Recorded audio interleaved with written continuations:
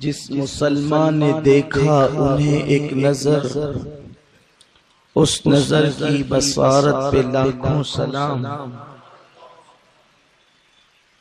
ایک میرا ہی رحمت میں دعویٰ نہیں، شاہ کی ساری امت پہ لاکھوں سلام۔ وہ عمر جس کے آداب پہ شیدا سفر، اس خدا دوست حضرت پہ لاکھوں سلام۔ خلیفہ دوم امیر المومنین، غیظ المنافقین، امام المجاہدین، امام المشاہدین، سیدنا عمر ابن خطاب رضی اللہ تعالی عنہ، جو مراد رسول تھے۔ سب کی مراد نبی ہیں اور نبی کی مراد عمر ابن خطاب ہے۔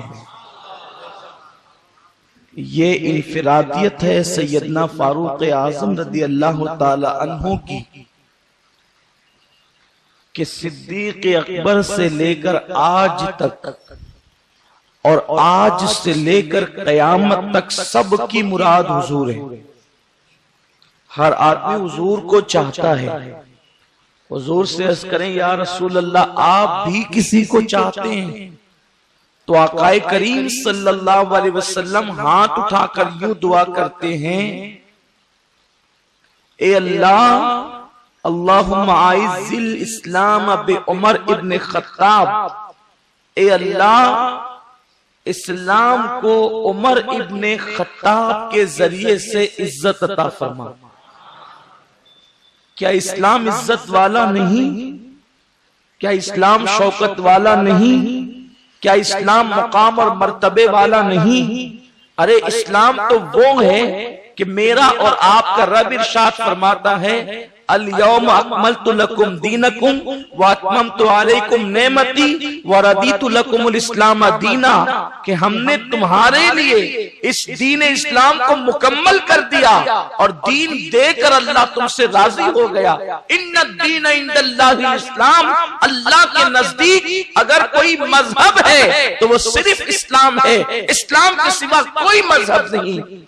اللہ کا پسندیدہ مذہب اسلام ہے۔ وہ اسلام کافر کو ملے تو مسلمان ہو جائے، وہ اسلام گمراہ کو ملے تو ہدایت یافتہ ہو جائے، وہ اسلام جو گناہوں کے دلدل میں ڈوبے ہوئے انسان کو ملے تو وہ نیکیوں کی شاہراہ کا مسافر ہو جائے۔ اس اسلام کی خاطر اللہ کے نبی صلی اللہ علیہ وسلم دعا کرتے ہیں، اے اللہ اسلام کو عمر کے ذریعے سے عزت عطا فرما۔ چونکہ میرے آقا صلی اللہ علیہ وسلم کے ہر صحابی کی الگ الگ فضیلت ہے، میرے آقا صلی اللہ علیہ وسلم کے ہر صحابی کی انفرادیت ہے، تو سیدنا فاروق اعظم کی انفرادیت یہ ہے کہ حضور نے اللہ سے ان کو مانگا تھا۔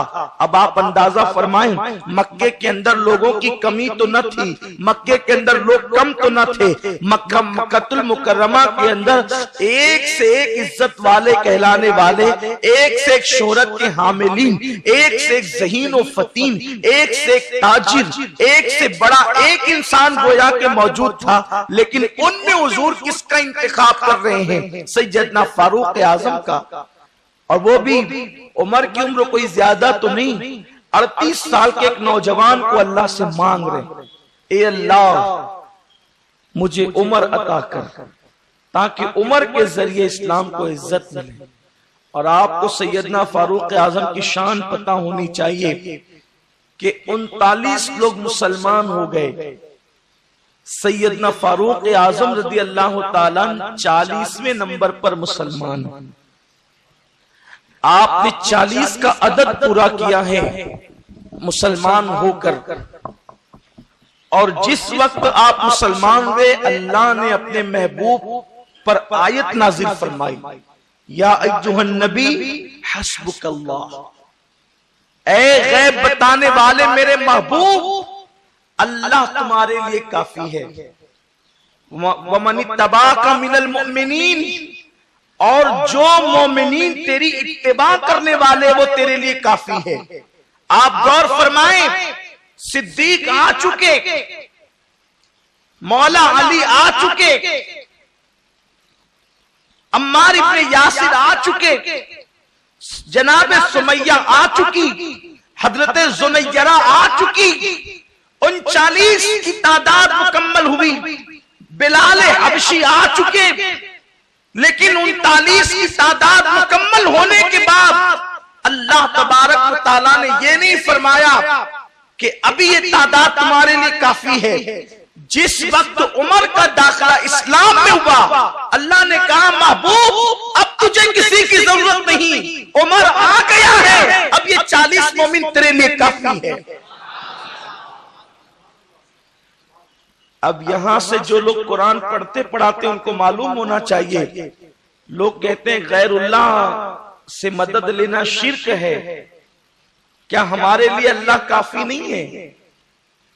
کیا ہمارے لیے اللہ کافی نہیں ہے جو یا غوث کہتے ہیں، یا خواجہ کہتے ہیں، یا داتا کہتے ہیں، یا وارث اللہ وارث، یا فرید حق فرید، یا معین حق معین، ان بزرگوں کو جو پکارتے ہیں مدد کے لیے، کیا اللہ ناکافی ہے؟ اللہ حضور سے کہہ رہے حسبک اللہ، اللہ کافی ہے، اور اسی پہ بس نہیں کیا، آگے کیا کہا؟ اور جو مومنین آپ کی اتباع کرتے ہیں وہ بھی آپ کے لیے کافی ہے۔ ارے نادان، جب نبی کی مدد کے لیے غیر اللہ کو رکھا گیا تو غیر نبی کی مدد کے لیے غیر اللہ نہیں ہو سکتا۔ حضور علیہ السلام سے کہا جا رہا ہے حبیب اللہ کافی ہے، یہ نہیں کہا صرف اللہ کافی ہے، کیونکہ اللہ بتانا چاہتا ہے حبیب یہ جو مومنین کی مدد ہے وہ ان کی ذاتی نہیں، وہ مدد بھی اللہ کی طرف سے ہے۔ اور جس وقت سیدنا فاروق اعظم مسلمان ہوئے اس دن سے لے کر اب آپ توجہ کریں، جو سیدنا فاروق اعظم رضی اللہ تعالیٰ کی انفرادیت آج بتانا چاہتا ہوں، ان کی شان انفرادی شان جو ہے، کیونکہ ہر صحابی کی الگ الگ انفرادی شان ہے، اور ہم سنی الحمدللہ یہ درمیان میں رہتے ہیں۔ آپ دیکھیں ساری مینڈکیں سو رہی ہے اور سارے گیت جو ہیں جنگلوں کے اندر پتہ نہیں نوٹ نوٹ کر رہے ہیں۔ فاروق اعظم کی شہادت کا موقع ہے، ابھی کسی کو فاروق نظر نہیں آئیں گے۔ عثمان غنی کی شہادت کا موقع ہے، عثمان غنی ابھی کسی کو نہیں دکھیں گے، لیکن جب محرم کا چاند طلوع ہوگا اور پوری دنیا کے عاشقان رسول یا حسین یا علی کہیں گے، اس وقت لوگوں کو عظمت صحابہ کے جلسے سوجیں گے تاکہ امت میں انتشار پیدا کریں۔ بے وقت کے لوگوں اب موقع ہے عمر بیان کرنے کا، اب موقع عثمان غنی بیان کرنے کا۔ جب موقع ہوتا ہے تب سو رہے ہوتے ہو، اور جب حسین پاک اور ان کے بابا اور ان کی امی اور ان کے خاندان کی فضیلت بیان کرنے کی بات آتی ہے تو پھر تم صحابہ کا پرچم لے کر کے آتے ہو۔ اس کا مطلب یہ ہے کہ تمہارے دل میں لڑنے اور لڑانے کی سوچ ہے۔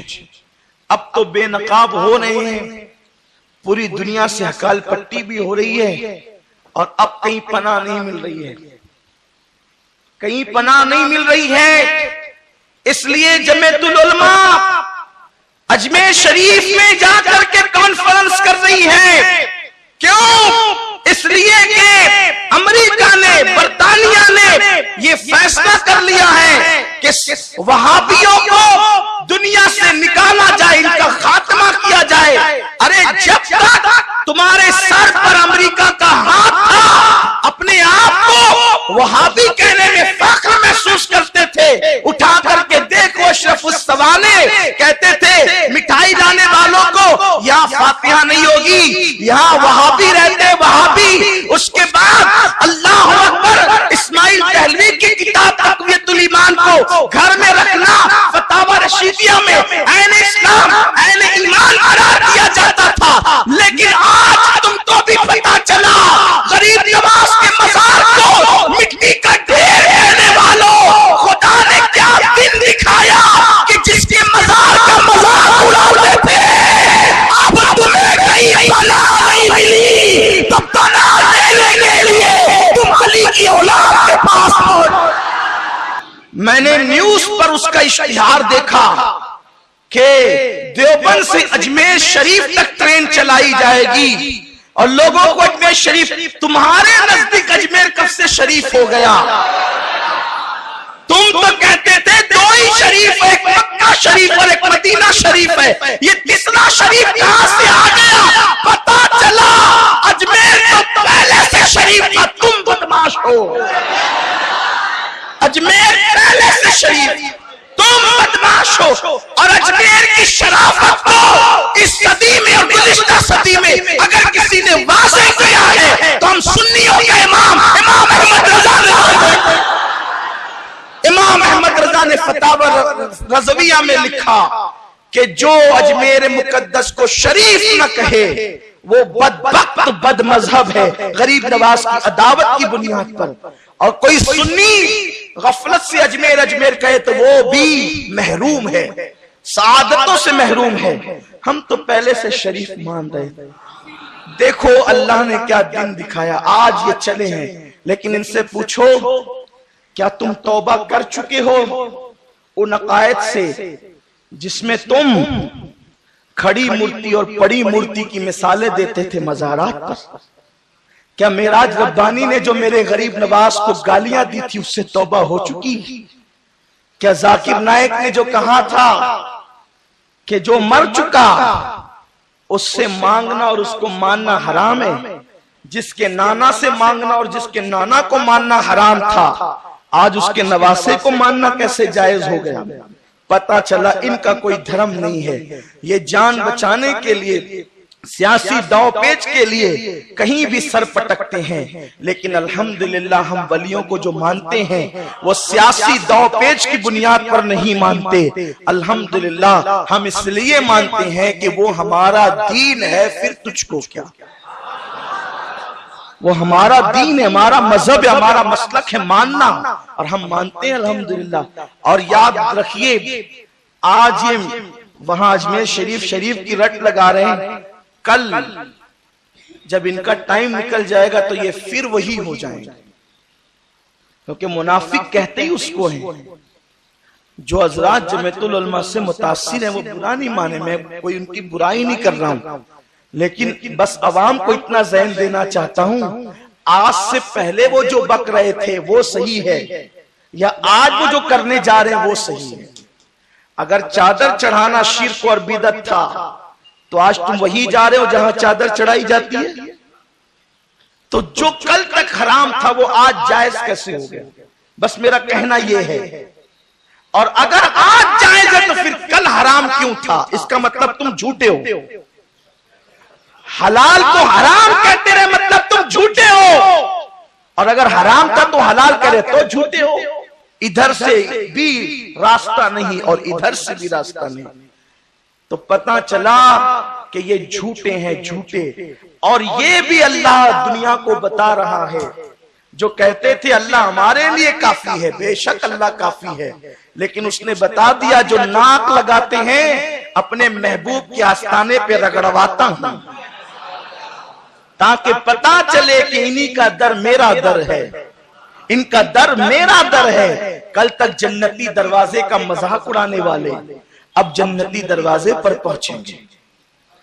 اور بریلی سے تو ڈائریکٹ ٹرین اجمیر شریف چلتی رہی جس کا نام اعلیٰ حضرت ایکسپریس ہے، ابھی بھی چلتی، لیکن اب دیوبند سے چلے گی، اب دیوبند سے چلے گی۔ اس کا مطلب یہ ہے کہ ہم سے کہتے ہیں کہ مصیبت آتی ہے تو یا غریب نواز کیوں کہتے ہو؟ تم پر آئی تو تم بھی کہہ پڑے نا۔ جب تمہارے لیے زمین تنگ ہو گئی تو تم بھی کہہ پڑے نا۔ مذاق اڑانا میرا مقصد نہیں، بس میرا مقصد یہ ہوتا ہے کہ عین وقت پر تمہاری آنکھ کھل جائے اور تم ان چہروں کو پہچانو جو تمہارے ساتھ دھوکہ کرتے ہیں، تمہارے ساتھ دغا کرتے ہیں، تمہارے ساتھ بے وفائی کرتے ہیں، ان لوگوں کو پہچانو۔ لیکن میرا خواجہ ایسا دیالو ہے، میرا خواجہ ایسا دیالو ہے، پہنچیں گے کچھ خیرات ان کو بھی دیں گے، ہاں دیں گے ان کو بھی، اس لیے کہ زین العابدین کا بیٹا ہے، امام زین العابدین کا بیٹا ہے، اس لیے خواجہ دیں گے ان کو بھی۔ کیونکہ نہیں سنتا ہی نہیں مانگنے والا تیرا، دیں گے ضرور دیں گے۔ وہ آپ نے مجھ سے پچھلے سال واقعہ سنا تھا نا کہ امام زین العابدین خیمے میں جنگل میں عبادت کر رہے تھے اور شمر لعین بدبخت پلید وہ ادھر بھاگتے ہوئے نکلا تو شمر نے دیکھا کہ امام زین العابدین قرآن کی تلاوت کر رہے ہیں اور اس کو قتل کے لیے لوگ ڈھونڈ رہے تھے، تو وہ جنگل میں پیدل بھاگا جا رہا تھا مختار ثقفی کے ٹائم میں۔ یاد ہے آپ کو میں نے عرض کیا تھا؟ نہیں یاد ہے تو یاد کر لیجئے۔ تو شمر نے جب رات کے اندھیرے میں چراغ جل رہا تھا میرے امام سے کہا، اے بزرگ میں مسافر ہوں، تھک گیا ہوں، پانی نہیں ہے، پانی پلا دیں۔ امام زین العابدین نے ایک نظر اس کو دیکھا اور ایک کٹورے میں پانی بھرا اور اس کے ہاتھ میں دے دیا۔ اس نے جب پانی پیا تو کہا اور مل سکتا ہے، تو آپ نے اور دیا۔ پھر اس نے کہا اور مل سکتا ہے، پورا مشکیزہ اٹھا کر ہاتھ میں دے دیا۔ جب وہ پانی پی کر سیر ہو گیا تو کتے کی عادت ہے دم تیڑی تو تیڑی، تو وہ جس کو حضور نے کتا کہا تھا شمر کو، جب پانی پی کے سیراب ہو گیا تو کہتا ہے آپ نے مجھے پہچانا میں کون ہوں؟ وہ سوچ رہا تھا کہ یہ مجھے پہچان ہی نہیں سکے۔ اے نبی کی آل ہے، پہچان کے بھی پردے ڈالتے ہیں تاکہ نانا کی سنت پہ عمل ہو جائے۔ سوچا کہ مجھے پہچان نہیں رہے، کہا مجھے پہچانا، فرمایا بدبخت تجھے نہیں پہچانوں گا تو پھر کس کو پہچانوں گا؟ تو ہی تھا نا میرے معصوم بھیا علی اصغر پہ تیر چلانے کا حکم دینے والا، تو ہی تھا نا میرے بھیا علی اکبر کی لاش پہ گھوڑے دوڑانے کا حکم دینے والا، تو ہی تھا نا میرے بھیا قاسم کی لاش پر گھوڑے دوڑانے کا حکم دینے والا، تو ہی تھا نا میرے بابا کی پیٹ پر چڑھ کر کے تلوار اٹھانے والا، پہچانتا ہوں تو ہی تھا نا سکینہ کے چہرے پہ تماچے مارنے والا، مارنے کا حکم دینے والا، زینب اور شہربانو اور ام کلثوم کی چادر چھنوانے والا، تو ہی بدبخت تھا نا۔ اس کو حیرت ہوئی، جب پہچان لیا تو پانی کیوں دیا؟ آپ کو پتا ہے کہ مجھ سے بڑا کوئی آپ کا دشمن نہیں ہے، پھر پانی کیوں دیا؟ امام زین العابدین نے فرمایا او بدبخت جو کچھ تو نے کیا وہ تیرا ظلم تھا، جو میں نے کیا وہ میرے خاندان کی روایت ہے۔ غریب نواز کے مزار کو جنہوں نے مٹی کا ڈھیر کہا یہ ان کی بدبختی تھی، لیکن امان دیں گے یہ ان کے خاندان کی روایت ہے، خیرات دیں گے یہ ان کے خاندان کی روایت ہے۔ لیکن زین العابدین میرے امام نے جب پانی دیا تو منہ پھیر کر دیا۔ خیرات غریب نواز ضرور دیں گے مگر دونوں میں فرق ہے، سنی پریشان نہ ہو کہ جب میں جاؤں تو مجھے بھی ملے، وہ جائے تو اس کو بھی ملے، پھر فرق کیا ہے؟ اس کو دیں گے تو منہ پھیر کر دیں گے، تمہیں دیں گے تو مسکرا مسکرا کر۔ یہی فرق ہوتا ہے، اس لیے کہ بھیک کی اہمیت نہیں ہوتی، بھیک دیتے وقت انداز خیرات کی اہمیت ہوتی ہے۔ اس نے دیا اور مسکرا کر دیا، اسی لیے تو کسی نے کہا ہے نا قربان میں ان کی بخشش کے مقصد بھی زباں پر آیا نہیں، بن مانگے دیا اور اتنا دیا دامن میں ہمارے سمایا نہیں۔ اور وہ شعر ہے نا کہ بھر کے جھولی میری میرے سرکار نے، یہ کہنا چاہتا ہوں بھر کے جھولی میری میرے سرکار نے مسکرا کر کہا، مسکرا کر کہا، یوں نہیں دیا، مسکرا دے تو سب کو رہے ہیں لیکن کسی کو یوں دے رہے ہیں اور کسی کو یوں دے رہے ہیں۔ مسکرا کر کہا اور کیا چاہیے، بھر کے جھولی میری میرے سرکار نے مسکرا کر کہا اور کیا چاہیے۔ تو یہ ہیں ان کے دینے کے انداز، اور جب کسی کو مسکرا کر دیتے ہیں تو پھر قدرت بھی مسکراتی ہے۔ ان کا رخ جدھر ہو جائے پھر ادھر سب کا رخ ہو جاتا ہے، اور وہ جدھر سے پھیر لے قدرت بھی اپنا منہ پھیر لیتی ہے۔ نہیں دیکھا ساری دنیا قبلے کو پیٹ کر کے بیت المقدس کی طرف رخ کیے ہوئے تھی، کب تک؟ جب تک مصطفیٰ جان رحمت نے پیٹ کی تھی۔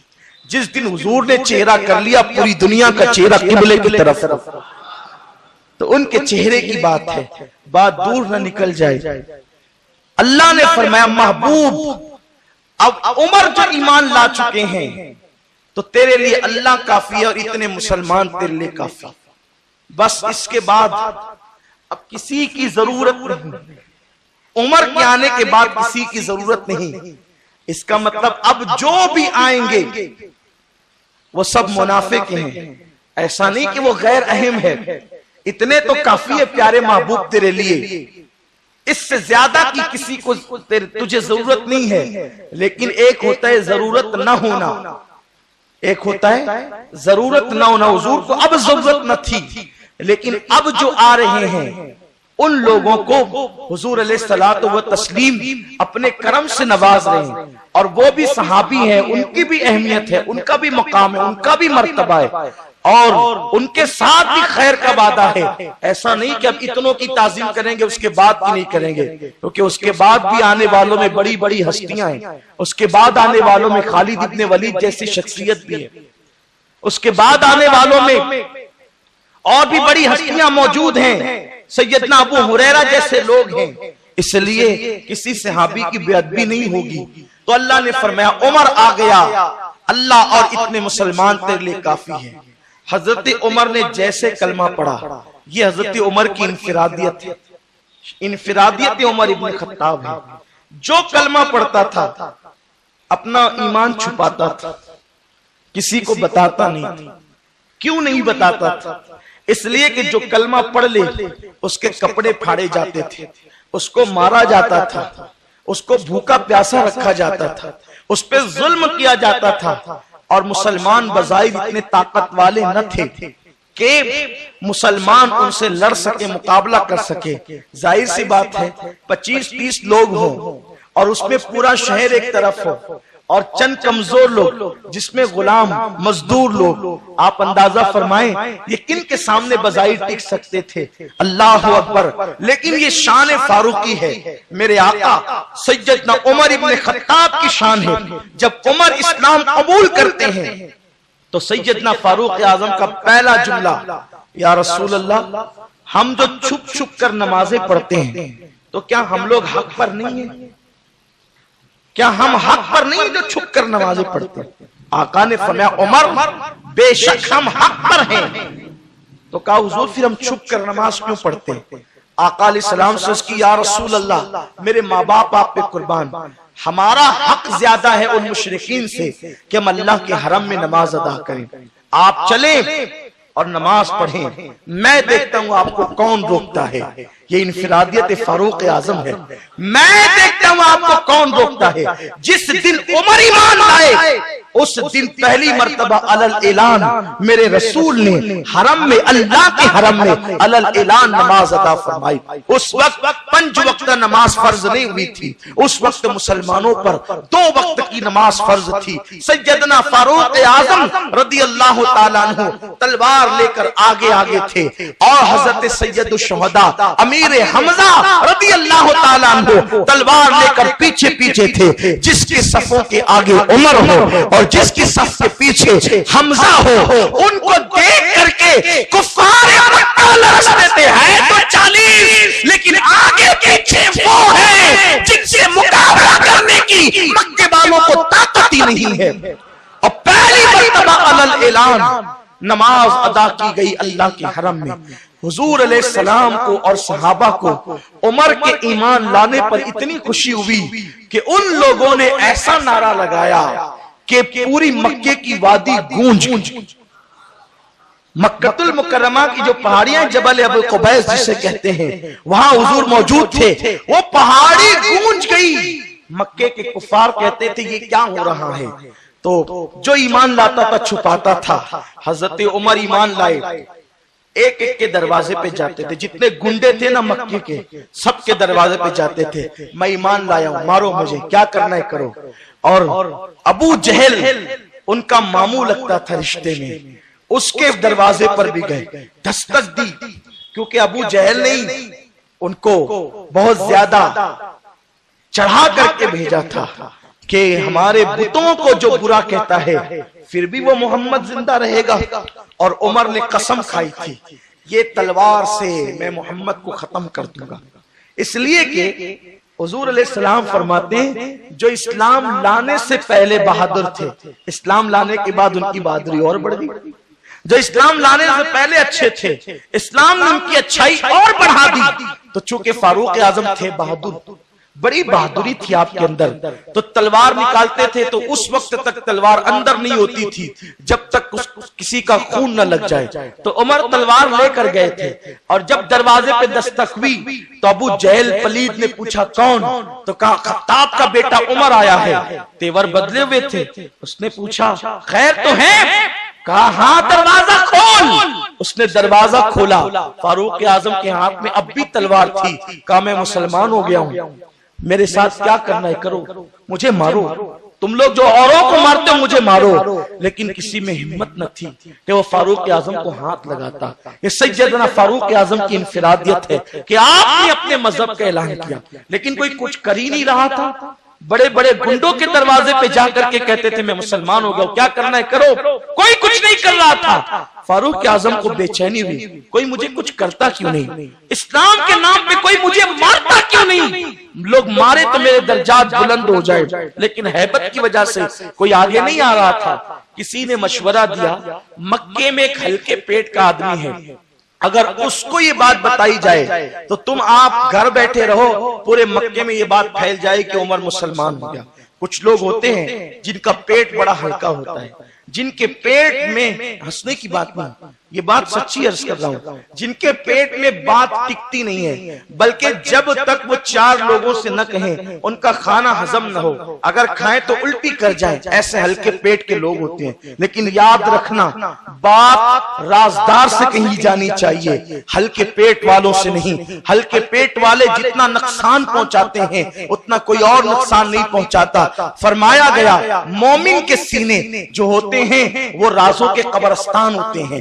مومن کا سینہ اتنا مضبوط ہوتا ہے کہ پہاڑ سے راز نکال لیں، لیکن مومن کے سینے سے کوئی راز نہ نکال سکے، یہ مومن کی شان ہے۔ تو ایک کافر تھا ہلکے پیٹ کا، تو اس کے بارے میں کسی نے مشورہ دیا اگر تم اس کو کہو یہ سب سے جا جا کر کہے گا۔ کچھ لوگ ہوتے ہیں ہر محلے میں دو چار لوگ ایسے ہوتے ہیں جن کو سب کی پڑی رہتی ہے، اور وہ کیا کر رہا ہے، وہ کیا کر رہا ہے، وہ کیا کر رہا ہے، اور جب پتہ چل جائے تو وہ چینل چلتا ہے نا آج تک، وہ آج تک نہیں ہوتے، وہ ابھی تک ہوتے ہیں۔ یہ حال ہے، نہیں یہ بات میں عرض کر رہا ہوں، یہ المی ہے ہماری قوم کا، اور ایسی بات معلوم کریں گے اور اس کو 4-6 لگا کر اپنی طرف سے بڑھا چڑھا کر پیش کریں گے۔ تو اس ہلکے پیٹ والے کے بارے میں مشورہ دیا کسی مسلمان نے، عمر اگر بتانے اس کو بتا، تو گھر میں بیٹھے گا پورے مکے میں خبر ہو جائے گی۔ فاروق اعظم اس کے پاس گئے، پتہ ہے کیا ہوا آج، کیا ہوا؟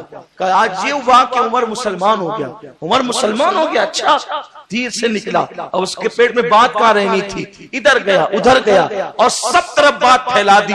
اب جب بات پھیلی ہے پورے مکے کے اندر، پھر کیا ہوا؟ جب مکے میں بات پھیلی تو سارے مکے والے مل کر سیدنا فاروق اعظم پہ ٹوٹ پڑے اور حضرت عمر بن خطاب کو خوب مارا، اتنا مارا کہ آپ کو بے ہوش کر دیا۔ سیدنا فاروق اعظم رضی اللہ تعالیٰ عنہ کو تب سیدنا فاروق اعظم کو ہوش آیا تو چین ملا کہ اور صحابہ پہ ظلم ہوا تو عمر پہ بھی ظلم ہوا، ورنہ اگر مجھے نہ مارا جاتا تو مجھے خیال رہتا کہ میں اللہ کی راہ میں مار کھانے سے کہیں محروم تو نہیں کر دیا گیا ہوں۔ یہ سیدنا فاروق اعظم، یہ صحابہ کی فکر تھی۔ آپ مجھے بتائیں میرے پیارے آقا صلی اللہ علیہ وسلم کے پیارے دیوانوں، آج جو لوگ صحابہ کے بارے میں کہتے ہیں کہ وہ لوگ تو خلافت کی لالچ میں آئے تھے، جس وقت حضرت عمر مسلمان ہوئے تھے، بتاؤ کیا کوئی یہ کہہ سکتا تھا کہ خلافت بھی قائم ہوگی اور ایک مملکت اسلامیہ بھی ہوگی اور کوئی حکومت کا نظام بھی چلے گا؟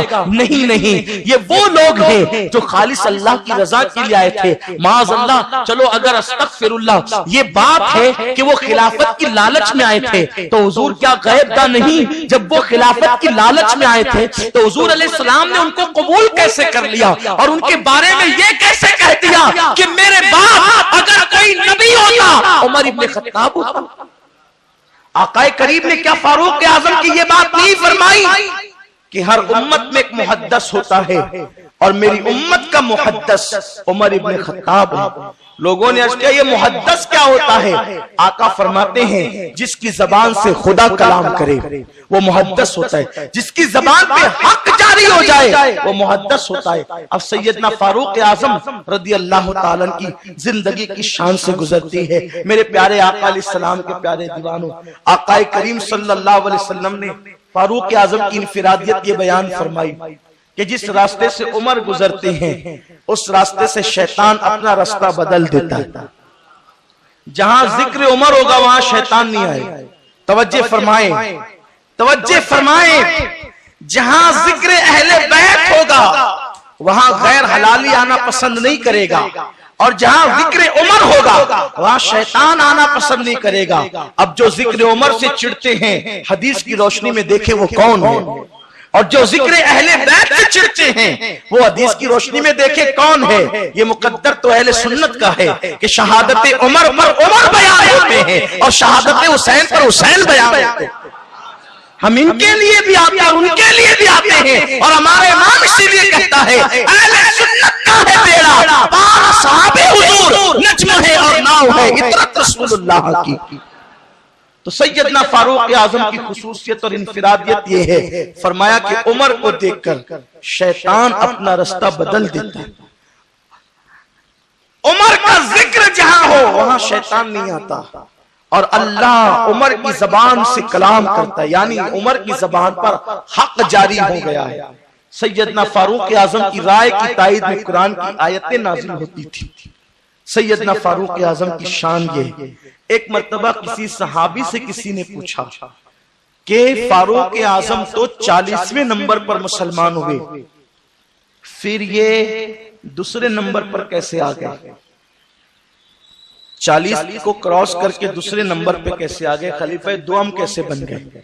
اور حضور علیہ السلام نے جب بھی فضیلت بیان کی تو پہلے صدیق اکبر کی پھر عمر کی، جیسے آقا کریم صلی اللہ علیہ وسلم فرماتے کہ زمین کے اوپر میرے 2 خلیفہ ہیں، 2 وزیر ہیں، 2 وزیر، اور آسمان پر 2 وزیر ہیں۔ جو آسمان کے وزیر ہیں ان کا نام جبریل و میکائیل ہے، اور زمین کے جو 2 وزیر ہیں وہ ابو بکر عمر ہیں۔ حضور علیہ السلام نے بیان فرمایا، اور یہ حدیث صحیح ہے، حدیث صحیح ہے، آقا کریم صلی اللہ علیہ وسلم نے جن کو اپنا وزیر کہا۔ آج کل کچھ لوگ یہ کہتے ہیں کہ انہوں نے اہل بیت کی حق تلفی کی، میں پچھلے ہفتوں میں اس پہ بہت تفصیلی گفتگو کر چکا ہوں، اور مسلسل میں اس پر اللہ کی توفیق سے صحابہ اور اہل بیت کی خیرات لے کر رافضیت سے آپ کو آگاہ کر رہا ہوں، کیونکہ اپنے شہر کے اندر شیعت اور رافضیت اہل بیت کے نام پہ پنپ رہی ہے۔ اور میں اس سے پہلے بھی عرض کر چکا ہوں کہ رافضیت جو ہے وہ اہل بیت کی محبت کا نام نہیں بلکہ صحابہ کی دشمنی کا نام ہے۔ اور کچھ لوگ ایسے خارجی صفت پیدا ہو گئے جو اپنے آپ کو بدبخت سنی کہتے ہیں، وہ ایسے خارجی صفت پیدا ہو گئے کہ وہ جب ہم اہل بیت کا ذکر کرتے ہیں، علی مولا کرتے ہیں، نعرہ حیدری لگاتے ہیں، تو لوگ کہتے ہیں کہ یہ تو شیعوں سے مشابہت ہو گئی، یہ کیا امین القادری علی علی کروا رہا ہے؟ ان سے کہہ دو بدبختو، یہ علی علی کہنا اگر شیعوں سے مشابہت ہے تو حضور نے علی علی کیوں کہا ہے؟ اور کہاں کہا ہے؟ خیبر میں کہا علی علی، خندق میں کہا علی علی، جس کے ثبوت میں حدیث کی روشنی میں پیش کر چکا ہوں۔ تو پتا چلا علی علی کہنا یہ رافضیت نہیں ہے بلکہ صحابہ کی توہین کرنا رافضیت ہے۔ الحمدللہ ہماری مجلسوں میں، ہماری محفلوں میں اور ہماری محفلوں میں آنے والی سنی برادری کبھی کسی صحابی کی توہین نہیں کرتے، بلکہ الحمدللہ اگر حضرت امیر معاویہ پہ کوئی اعتراض کرتا ہے تو حدیث کے دلائل لے کر ہم لوگ آتے ہیں، اور الحمدللہ چوراہوں پر آ کر دلائل پیش کرتے ہیں کہ امیر معاویہ پہ سب و شتم نہ کیا جائے۔ حضرت وحشی کے بارے میں کوئی بدبختی کرتا ہے تو ان کی عظمت کے حوالے سے دفاع، یہ شرف سنی دعوت اسلامی کو حاصل ہے۔ تو ہم علی علی کرتے تھے، کرتے ہیں اور کرتے رہیں گے انشاءاللہ۔ یہ نہ رافضیت ہے نہ شیعت ہے، تم نے شیعت اور رافضیت کو سمجھا ہی نہیں۔ لوگ کہتے ہیں کہ ان سے مشابہت ہو جاتی ہے۔ امام اہل سنت اعلی حضرت لکھتے ہیں فتاوی رضویہ شریف میں کہ جس فعل سے رافضیت سے یا بد مذہب والوں سے اگر مشابہت ہوتی ہے، اگر وہ صرف ان کی پہچان ہے تو وہ کام نہ کیا جائے، لیکن اگر اپنے مذہب کا حکم ہے تو ہم اس کو تھوڑی چھوڑ دیں گے۔ تو ذکر اہل بیت تو مصطفیٰ جان رحمت کا حکم ہے، ہم ان کی وجہ سے اس کو تھوڑی چھوڑیں گے، اور وہ ذکر کرنا ہمارا حق ہے اور صرف اہل سنت کا حق ہے۔ الحمدللہ، اس لیے یاد رکھنا، اور اعلیٰ حضرت نے خود ہدایت بخشش میں مولائے کائنات کی فارسی زبان میں جو منقبت لکھی ہے، آپ اس کو اٹھا کے پڑھے تو عقل دنگ رہے گی۔ ایک مرتبہ ذرا اس کو پڑھ لیجئے۔ جو یہ کہتے ہیں علی کا ذکر رافضیت ہے، تو کیا ہدایت بخشش پر بھی رافضیت کا حکم لگے گا؟ اعتقاد الاحباب پر بھی رافضیت کا حکم لگے گا؟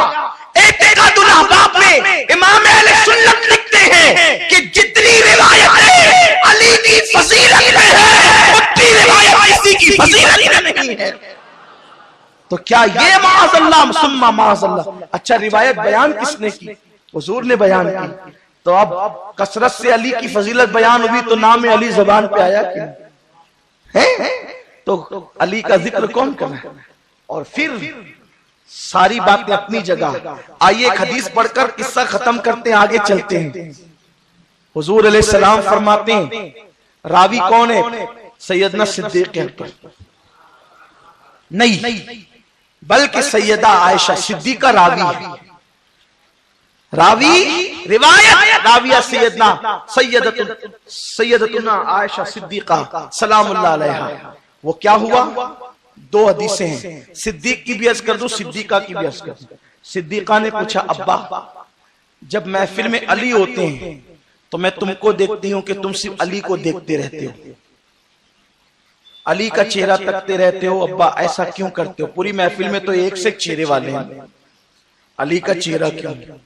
ایک بدبخت آیا تھا مالیگاؤں تقریر کرنے کے لیے، اجتماعی شادیاں تھی برطانیہ کی خیرات پر، تو اس بدبخت نے کہا کہ علی بڑے خوبصورت تو تھے نہیں، معاذ اللہ، اور چھوٹے قد کے تھے اور چہرہ ایسا تھا ویسا تھا۔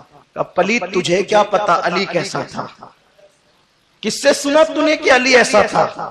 ہر صحابی کو رضی اللہ عنہ کہتے ہیں اور علی کو کرم اللہ تعالی وجہہ الکریم کہتے ہیں۔ تو نے پڑھا نہیں؟ تجھے عربی نہیں آتی؟ تمہارے مدرسوں میں عربی نہیں سکھائی جاتی؟ کرم اللہ تعالی وجہہ الکریم کا مطلب کیا ہے؟ اللہ ان کے چہرے کو اور حسین کرے، اور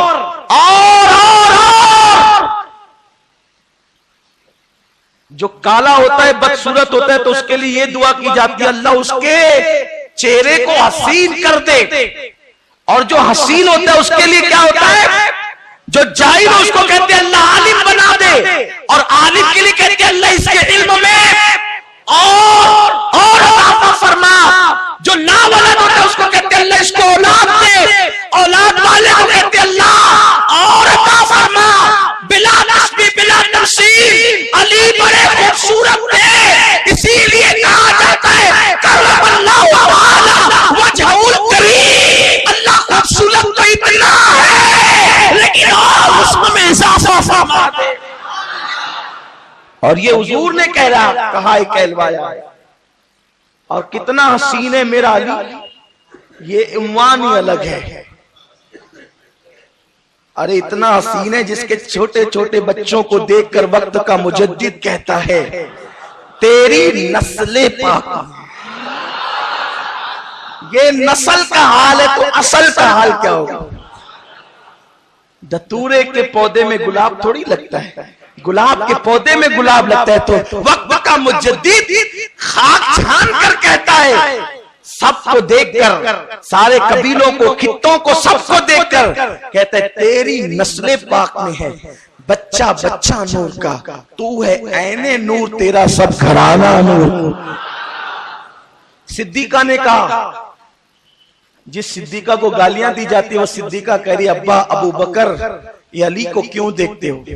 میرے آقا صدیق اکبر نے کہا حضور سے میں نے سنا بیٹی کہ علی کا چہرہ دیکھنا عبادت ہے۔ حضور تو پردہ فرما گئے تھے، باپ بیٹی چھپا لیتے حدیث، کون کیا کر لیتا؟ سینے پیٹنے والوں تم تو آج پیدا ہوئے ہو، ایک محرم سے 10 محرم تک کالے کپڑے پہننے والوں تم تو آج پیدا ہوئے ہو، صحابہ کو گالیاں دیتے ہو، بے شرم ہو۔ علی کی فضیلت کس نے بیان کی؟ وہ رسول کے صحابہ ہیں، ورنہ باپ اور بیٹی کو گالیاں دینے والوں، بیٹی پوچھ رہی ہے ماں آپ علی کو کیوں دیکھتے ہیں؟ تو چونکہ وہ تھے صدیق تھے، امانت دار تھے، حضور کے سچے وفادار تھے۔ کہتے بیٹی میں نے نبی سے سنا۔ اچھا کمرے میں بات ہو رہی تھی، یہ تو گول کی جا سکتی تھی نا، لیکن گول وہاں کی جاتی ہے جہاں گول میز لگی ہوتی ہے، جہاں دلوں کے اندر کدورتیں ہوتی ہیں، نفرتیں ہوتی ہیں۔ وہ تو تھے وفاداران اہل بیت۔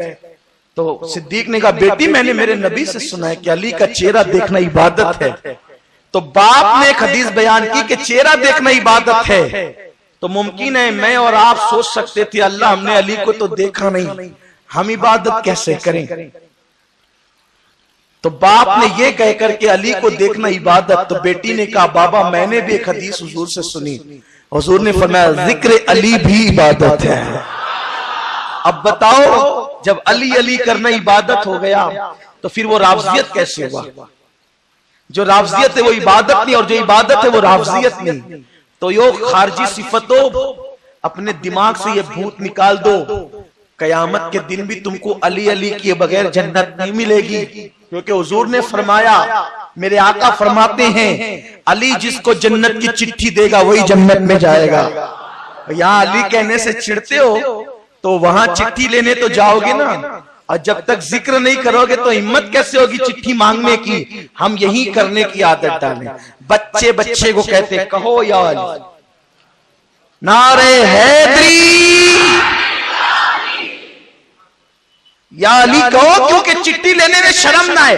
ارے لینے وہ جائیں گے جنہوں نے یہاں ان سے نہ جوڑا ہوگا رشتہ۔ انشاءاللہ ہمیں علی کے کرم سے امید ہے، سخی ابن سخی گھرانے سے امید ہے، جانا نہیں پڑے گا، اس وقت میرا علی ڈھونڈنا ہوگا۔ ارے میرے حسین کی محفل میں یہ رات دن چھوڑ کر کے، آرام چھوڑ کر کے، بستر چھوڑ کر کے، کاروبار چھوڑ کر کے، مالکاؤں کے میرے غلام ہزاروں تعداد میں پہنچتے تھے، تو میرے حسین کی محفل میں بن بلائے آئے تھے، آج بن مانگے جنت کی چٹھی لے۔ بہت سستا سودا ہے، ہاں وہ تو نہایت سستا سودا بیچ رہے ہیں جنت کا، ہم مفلس کیا مول چکائیں، اپنا ہاتھ خالی ہے۔ اسی لیے مجھے بھی انتظار ہے اور آپ کو بھی ہوگا ان محفلوں کا جو محفلیں مولا علی کی نگاہ میں ہوتی ہیں، وہ محفلوں کا جہاں آنے والے وہ سوگات پیش کرتے ہیں، جہاں ایسی سوگات نہیں پیش کی جاتی، اسے آنسوؤں کی سوگات کہتے ہیں۔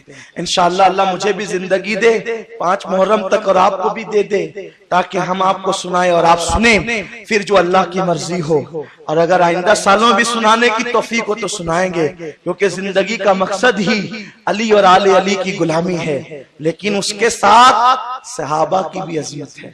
ہم وہ لوگ نہیں ہیں، 2 آنکھیں اللہ نے دی ہے سنیوں کو، ایک اہل بیت اور ایک صحابہ۔ ہم کانے نہیں ہیں، کانے وہ جو کانے ہیں جو محرم شریف میں عظمت صحابہ کا ٹوٹا پھوٹا جھنڈا لے کر کے آتے ہیں، اور کیا کہتے ہیں؟ او عظمت صحابہ، عظمت صحابہ، عظمت صحابہ۔ میں نے سوچا کبھی میرے پاس آ کے بیٹھو تو صحیح یارو، میں تم سے پوچھوں گا یہ عظمت صحابہ کا کیا چیز ہے؟ جب عظمت رسول نہیں تو عظمت صحابہ کیا چیز ہے؟ عظمت رسول نہیں تو عظمت صحابہ کیا چیز ہے؟ آپ نبی کی عظمت کے قائل نہیں ہے، جب نبی کے نام پہ کھڑے ہونا آپ کے یہاں جائز نہیں ہے، یہ صحابہ کی عظمت کہاں سے آگئی؟ اور صحابہ کو عظمت ملی کہاں سے؟ اب ذرا سنیے، انفرادیت فاروق اعظم بیان کر رہا تھا۔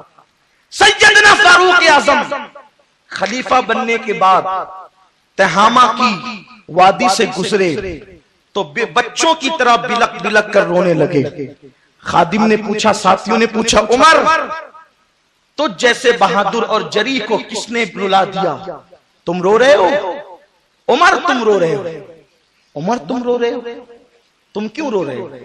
فاروق اعظم کہتے وادی تہامہ کو دیکھ کر کے رونا آ گیا. کہ یہ وادی کے اندر کوئی خاص بات؟ فرماتے ہیں میری ابتدائی جوانی تھی، ابھی حضور نے اعلان نبوت نہیں کیا تھا، میرا ابا خطاب مجھے جنگل میں لایا یہ تہامہ کی وادیوں میں، اور مجھ سے کہا بیٹے اونٹ چراؤ. کیا کہا؟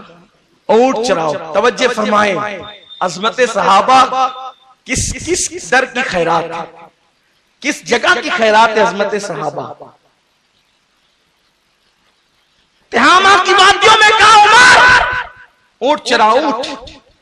عمر ابن خطاب کہتے ہیں میں اونٹ چرانے لگا تو میرے بابے نے مجھ سے کہا عمر یہ 7 اونٹ ہیں، ان کو برابری میں کھڑا کر، ایک کے بازو ایک، ایک کے بازو ایک. اب اونٹ تو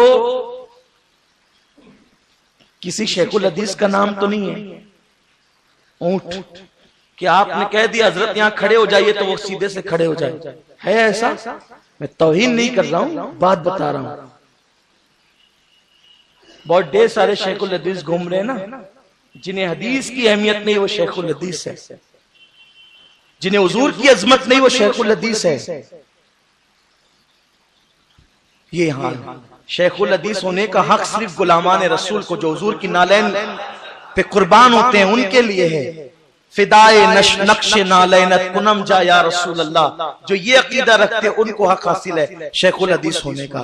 ورنہ شیخ کا معنی بڈھے کے ہوتے ہیں اور حدیث کا ایک معنی بات کے بھی ہوتے ہیں، یعنی جو باتوں میں بڑا بڈھا ہو گیا ہو اس کو بھی شیخ الحدیث کہا جاتا ہے لغوی معنی میں. لیکن بہرحال ایک نیا مطلب میں آپ کو نہیں دینا چاہتا ورنہ قوم تو مذاق ہی اڑاتی ہے. استغفر اللہ. اہل حق علماء حق کا کبھی مذاق نہ اڑانا ورنہ کفر کی طرف چلے جاؤ. لیکن جو ہے بد وہ بد ہے. غصہ اس لیے ہے مجھے، ورنہ غصے میں تقریر کرنا تو جائز ہی نہیں ہے. تقریر کرتے کرتے کبھی غصہ اس لیے آ جاتا ہے کہ وہ ہمارے حضور کے خلاف کیوں بولتے اور پھر اہل بیت کے مقابلے میں یہ صحابہ کو کیوں لاتے ہیں. ابھی شہادت فاروق اعظم کا دن ہے تو لوگوں کو ابھی ذکر کرنا چاہیے. اس دن کیوں آتے ہیں؟ آپ کہیں گے کہ اس دن کیا اعتراض ہے آپ کو؟ میں کہوں گا 15 اگست تو کوئی جھنڈا نہ لہرائے اور اس کے بعد جو ہے وہ معاذ اللہ 16 اگست کو جھنڈا لہرا کر کے سلامی دے تو آپ کہیں گے پاگل تو نہیں ہو گیا؟ ہر ایک چیز کا ایک ٹائم ہوتا ہے. بے ٹائم ہے کوئی چیز. کسی نے کہا ہے نا بے وقت کی شانائی بھی اچھی نہیں لگتی. تو اس لیے میں کہتا ہوں آپ کو عظمت صحابہ بیان کرنا شوق سے بیان کیجیے لیکن ان کے دنوں میں بیان کیجیے. امام علی مقام کا ذکر روکنے کے لیے آپ سازش مت کیجیے ورنہ تباہی کسی وقت کچھ ہاتھ نہیں آنے والا. ذکر حسین روکنے والے مٹ گئے، مٹ جائیں گے. آدھا تیرے نہ مٹا ہے نہ مٹے گا کبھی چرچا تیرا. تو تہامہ کی وادیوں میں عمر ابن خطاب رو رہے ہیں. پوچھنے پہ بتایا میرے ابا نے مجھے 7 اونٹ دیے، کہا بیٹے اس کو قطار میں لگاؤ. ایک کو لگاتا ہوں کھڑا ہو گیا، پھر دوسرے کو لاتا ہوں تو بھاگ گیا، پھر اس کو کھڑا کرتا ہوں تو وہ بھاگا، اس کو کھڑا کرتا ہوں تو وہ بھاگا. بہت دیر ہو گئی. میرے ابا آئے اور میرے سینے پہ ایک مکہ مارا. کہا عرب کے بہادر خطاب کا تو بیٹا ہے، تجھ سے 7 اونٹ بھی سیدھے نہیں رہ سکتے. توجہ فرمائے عظمت صحابہ، انفرادیت فاروق اعظم. فاروق اعظم پھر رونے لگے. میرے باپ نے تو مجھے سینے پہ مکہ مار کے کہا تھا عرب کے بہادر خطاب کا بیٹا ہے تو تجھ سے 7 اونٹ بھی نہیں سنبھلتے. فاروق اعظم کہتے ایک دن وہ تھا کہ عمر کو جب تک دامن رسالت نہ ملا تھا 7 اونٹوں کو ایک قطار میں کھڑا نہیں کر سکتا تھا. دامن رسالت نے عمر کو کتنا بلند کر دیا کہ 22 لاکھ مربع میل پر حکومت اسلام کی ہے لیکن کوئی نہ ادھر ہوتا ہے نہ ادھر ہوتا ہے. عمر کے سامنے سب سیدھے کھڑے ہوئے ہیں. یہ 22 لاکھ مربع میٹر کیا ہے؟ آدھی دنیا پر حکومت تھی فاروق اعظم کی لیکن آدھی دنیا کے لوگ صرف نام عمر پر لرزتے تھے. کیسر و کسریٰ کے تاجدار نام عمر پر لرزتے تھے. عمر عمر ہی تھے جب تک نالین مصطفیٰ سے وابستہ نہ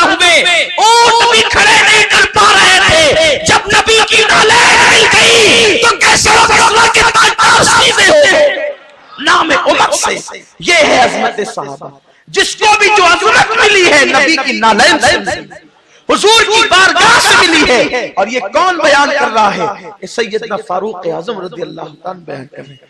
وقت مکمل ہو چلا ہے, آپ کے سامنے اپنی گفتگو سمیٹوں.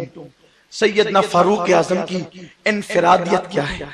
عرض کر رہا تھا سیدنا امام زین العابدین, انہی کا ذکر کر رہا تھا. امام زین العابدین مولا علی کا شہزادہ. ایک دن کسی نے پوچھا, اے زین العابدین امام, یہ بتائیں کہ ابو بکر اور عمر کی شان کیا ہے؟ اور کہاں پوچھا؟ مسجد نبوی میں پوچھا.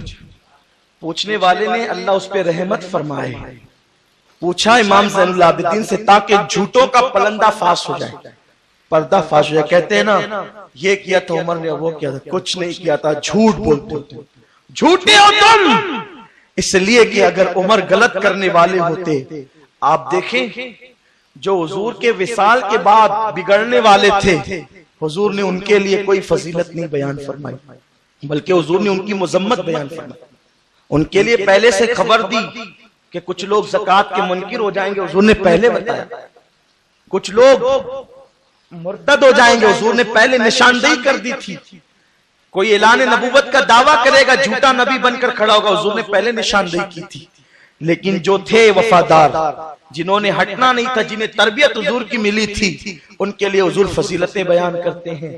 اور آقا کریم صلی اللہ علیہ وسلم فرماتے ہیں میں نے خواب دیکھا. حضور فرماتے ہیں میں نے خواب دیکھا, میں نے کیا دیکھا کہ سب لوگ کو کپڑے پہنائے گئے اور عمر کا کرتا اتنا نیچے ہے کہ زمین کو گھسیٹ رہا ہے, یعنی زمین سے لگ کر کے وہ گھسیٹ رہے اپنے کرتے کو. لوگوں نے عرض کی یا رسول اللہ اس کی تعبیر کیا ہے؟ فرمایا کرتے سے مراد ایمان ہے, یعنی عمر کا ایمان اتنا مضبوط ہے اور اتنا زیادہ ہے کہ پورا ایمان نے عمر کو اپنے اندر ڈھانپ لیا ہے. یہ سیدنا فاروق اعظم کی فضیلت ہے. تو جناب امام زین العابدین سے کسی نے پوچھا اے امام, صدیق اکبر اور فاروق اعظم کی فضیلت کیا ہے؟ تو اس وقت سیدنا امام زین العابدین مسجد نبوی میں تھے. حضور کے مزار کی طرف اشارہ کر کے کہا کہ یہ جو دونوں قدموں میں سو رہے نا, بس یہی ان کی فضیلت ہے. ساری دنیا کے لوگ حضور کے قدموں میں موت مانگتے ہیں. سینہ پیٹ کر حضور کے صحابہ کو گالی دینے والے اگر ان کی حکومت بھی ہو جائے تو بھی اب وہ وہاں دفن نہیں ہو سکتے جہاں عمر اور صدیق دفن ہے. جہاں صدیق و عمر موجود ہیں اب وہاں کس کے لیے جگہ ہے؟ کوئی ہے اس لائق؟ تو لوگ کہتے ہیں وہ تو جہنمی ہے معاذ اللہ. میں پوچھتا ہوں تمہارے مردے پوری دنیا سے نجف کیوں جاتے ہیں؟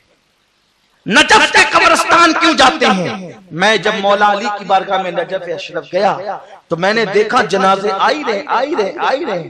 تو میں نے بڈھے سے پوچھا, ان کا جو وہاں مجتہد تھا, میں نے کہا اتنے جنازے نجف میں اتنے لوگ کیسے مرتے ہیں؟ تو اس نے ہنس کر کہا اتنے لوگ نجف میں کیسے مر سکتے ہیں, پوری دنیا سے مالدار شیعوں کے جنازے نجف میں آتے ہیں اور یہاں دفن ہوتے ہیں. میں نے کہا بابا ایسا کیوں ہے؟ تو اس نے کہا ایسا اس لیے ہے کہ ہمارا عقیدہ ہے کہ جو علی کے قدموں میں دفن ہوگا اس کو جہنم کی آگ کیسے جلائے گی, بلکہ علی کے قدم تو جنت ہے. میں نے اس سے زیادہ مسکرایا. میں نے کہا جب علی کے قدم میں دفن ہونے سے کسی بگڑے ہوئے کو عذاب نہیں ہو سکتا, علی کے قدم میں دفن ہونے سے جب کسی بگڑے ہوئے کو عذاب نہیں ہو سکتا تو نبی کے قدموں میں دفن ہونے سے کیا بگڑ سکتا ہے؟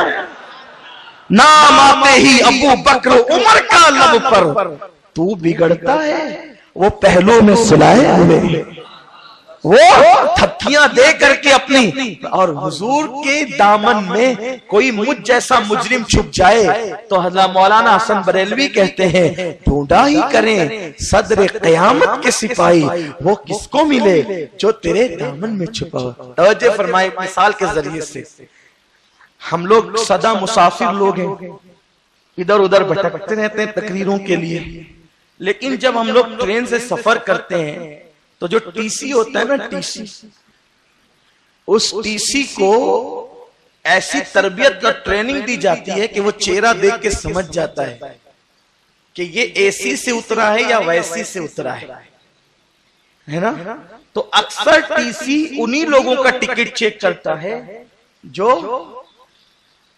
ویسی سے یعنی نون اے سی سے اترتے ہیں. ان لوگوں کو ٹریننگ دی جاتی ہے باضابطہ طور پر, لیکن چہرے دیکھ کر پہچان جاتا ہے کہ یہ اے سی سے اترا ہے, اس لیے یہ بغیر ٹکٹ سفر کر ہی نہیں سکتا.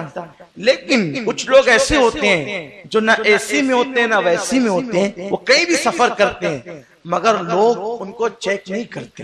کیوں؟ ہاتھ میں اٹیچی اچھی ہوتی ہے, خوبصورت لباس حسین ہوتا ہے, چہرہ وجیح ہوتا ہے, تو اس کو چیک نہیں کرتے. اور اگر چیک کر لیا ٹکٹ تو اعلیٰ اپر کلاس کے لوگ اس کو اپنی بے ادبی سمجھتے ہیں. یہی تو ہے نا. مجھ سے پوچھا ٹکٹ کا, یہ ہوتا ہے. اب بلا تشبیہ بلا تمثیل توجہ فرمائیں, جس کا مرتبہ اور مقام معلوم نہ ہو اگر اس کی جھڑتی لی جائے ٹکٹ کے حوالے سے تو وہ اپنی بے عزتی محسوس کرتا ہے. صحیح ہے.